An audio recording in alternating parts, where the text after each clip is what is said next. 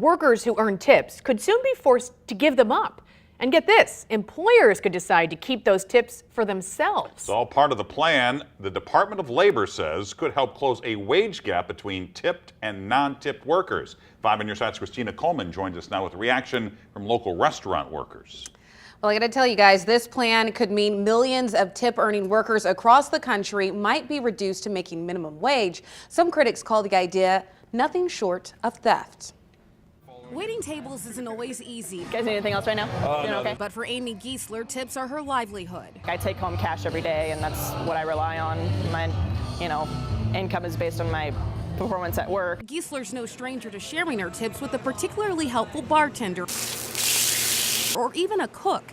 But if the Department of Labor has its way, workers like Giesler may have no other choice than to share their tips. I honestly don't know how I would make any money. The plan would give employers the option to collect tips and divide them up among workers, or even keep the tips as long as everyone is still being paid at least minimum wage.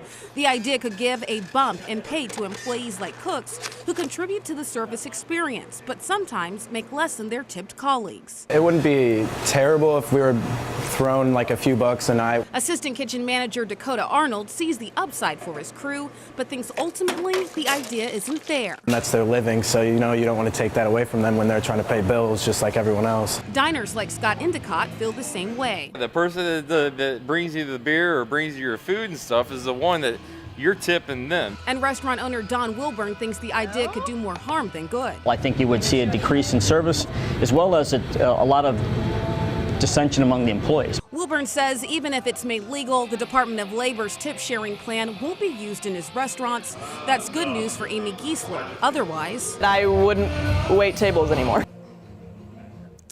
And a study by the Economic Policy Institute says the plan could take as much as $13 billion away from tipped workers each year.